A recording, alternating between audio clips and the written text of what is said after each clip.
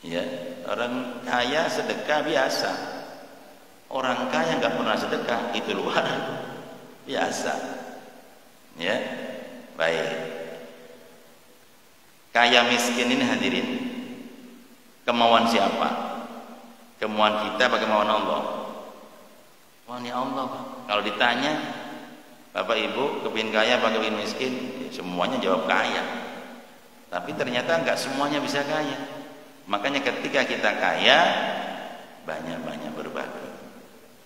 Ya, baik. Kenapa?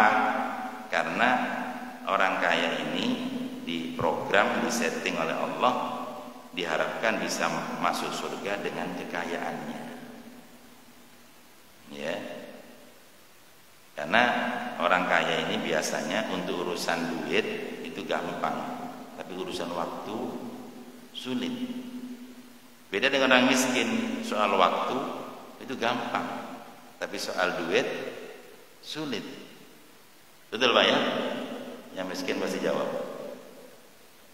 Ya. Nah, maka minimal selama Ramadan banyak-banyak berbagi. Nanti begitu selesai Ramadan mau pelit lagi tidak apa-apa. Ketimbang 12 Ramadan pelit semuanya. Ya, baik. Nah, pesannya Rasul minimal berbagi untuk orang-orang yang berbuka puasa. Karena ini pahalanya luar biasa. Baginda Rasul bersabda,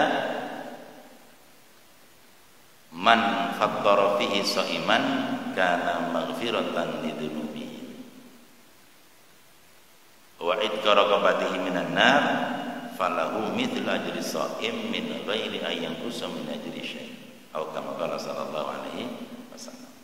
Barang siapa memberi buka kepada orang yang berpuasa, maka menjadi sebab diampunkan dosa-dosanya. Yang kedua, menjadi sebab dia dibebaskan dari api neraka.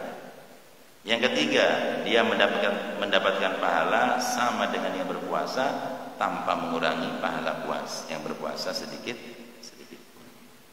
Ada tiga, diampunkan dosanya, dibebaskan dari neraka, mendapat pahala sama dengan yang berpuasa. Semakin banyak ngasih buka orang puasa, semakin banyak pahala puasa dia dapatkan. Ya. Makanya di Mekah, Madinah itu kalau ngasih buka bukan pakai tas kresek, Pak. Bukan pakai kardus, bukan pakai karung. Ada yang tahu pakai apa, Pak? Pakai kontainer, Pak. Satu kontainer itu disiapkan. Makanya kalau Bapak Ibu bingung membedakan mana Arab asli dengan Arab bukan Mekah Madinah, gampang. Arab asli Mekah Madinah sibuk ngasih bukaan. Nah yang bukan asli ini sibuk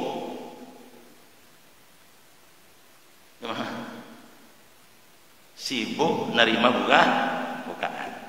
Ya, satu kontainer nanti. Jadi banyak jalan macet. Kenapa? Karena orang berebut nerima bukaan dari orang-orang kaya di sana. Ya, baik. Maka para sahabat nanya, "Ya Rasul, tidak semua kami mampu memberi buka kepada orang yang berpuasa. Bagaimana solusinya?" Rasul menjawab, memberi buka kepada orang berpuasa tidak harus mahal. Walau tamrotin, meskipun sebutir kurma boleh, au syarbati ma'in, atau seteguk air boleh, au matqati labanin, atau seisap susu juga boleh. Tetapi kalau kamu mampu ngasih buka sampai kenyang, maka nanti di mahsyar mendapat minuman dari telaga Kautsar. Siapa yang minum tidak akan pernah haus sampai dia masuk surga. Ya, ini kesempatan, Pak. Mumpung Ramadan masih tinggal berapa hari ini? 5 hari. Ya, banyak-banyak memberi buka kepada orang yang berpuasa. Jangan sekali-kali memberi buka kepada orang yang tidak puasa. Ini bahaya. Ya, kecuali terpaksa. Enggak semuanya sudah lihat jam. Isyraq jam berapa ini? Sudah isyraq ini.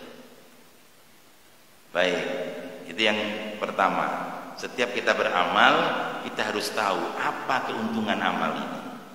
Hadirin, Allah ciptakan surga untuk apa? Untuk merangsang hamba-hambanya mau beramal. Jelas Pak ya? Jadi kalau saya misalnya ada orang, kenapa kamu sholat? Saya kepingin surga. Salah. Enggak. Itu hanya untuk penyemangat. Tetap saya sholat karena Allah. Saya mau tanya, usolli fardhu subhi rakaataini makmuman lil surga atau lillahi ta'ala? Lillahi ta'ala, Pak. Ada di surga. Ya. Untuk apa surga ini? Untuk penyemangat. Makanya setiap kita beramal, cari keuntungannya apa ini? Ya kayak tadi saya sampaikan satu persatu tadi. Supaya apa? Supaya kita tetap semangat. Ini sholat sunnah 2 rakaat sebelum sholat subuh.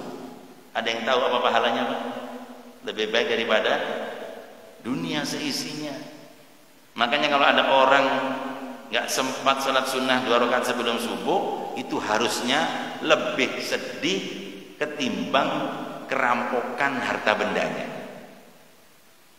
Ayo, kalau ada orang kaya kerampokan harta kira-kira sampai berapa miliar, Pak? Yang jawab yang kaya aja, Pak. Yang gak kaya jangan jawab. Ya. Katakan 10 miliar. Dia nangis berapa bulan? Setahun. Oke. Anda begitu kehilangan, ketinggalan sholat sunnah sebelum subuh 2 rakaat, itu Anda kehilangan dunia seisi. Berapa tahun dia harus menangis? Ya. Nah, makanya kita akan berebut bagaimana kita terus jangan sampai ketinggalan sholat sunnah sebelum subuh. Lebih baik daripada dunia seisinya. Makanya supaya kita nanti selesai Ramadan tetap semangat beribadah, trik yang ketiga adalah ketahuilah bahwa taat kepada Allah sebentar itu lebih baik ketimbang taat kepada raja 1000 tahun. Ya, kita mentaati Allah 5 menit saja, Pak. Itu hasilnya, keuntungannya lebih baik ketimbang mentaati raja 1000 tahun. Saya mau tanya, sholat sunnah 2 rakaat sebelum subuh itu berapa menit, Pak? 3 menit kalau pakai quick count. Kalau yang biasa 5 menit, ya 5 menit dapat apa tadi? Lebih baik daripada dunia seisi. Sekarang taat kepada raja 1000 tahun, dapatkah Samarinda seisinya? Belum. Ya, makanya ketahuilah ternyata amalan kita ini hadirin sekecil apapun karena beramal untuk Allah ini pahalanya semuanya nggak ada yang kecil, Pak. Semuanya luar biasa. Ya, makanya meskipun selesai Ramadan tetap beramal sebanyak-banyaknya. Ya, baik. Yang keempat, triknya apa? Ketahuilah bahwa amal-amal yang kita amalkan, harta yang kita sedekahkan, itu semuanya kembali kepada diri kita. Tidak satu pun yang kembali kepada Allah. Jelas saya? Allah menyuruh kita sholat. Apakah kalau kita nggak sholat Allah rugi? Tidak. Allah menyuruh kita puasa. Apakah kalau kita nggak puasa Allah rugi? Tidak. Bahkan dalam hadits qudsi bagi Allah Subhanahu wa taala berfirman, wahai hambaku, andaikan orang-orang terdahulu, orang akan datang, para jin, para manusia, semuanya taat kepadaku, sungguh tidak menambah sedikit derajatku. Sebaliknya, wahai hambaku, andaikan orang terdahulu yang akan datang, para jin, para manusia, semuanya ingkar kepadaku, juga tidak sedikit pun menurunkan derajat. Jadi kalau kita ini senang beramal, hakikatnya kita beramal untuk diri kita sendiri. Kalau kita malas beramal, hakikatnya kita tidak kasihan pada diri sendiri. Karena memang nanti hadirin, setelah masuk alam barzah, ini amal-amal, pintu amal ditutup rapat-rapat.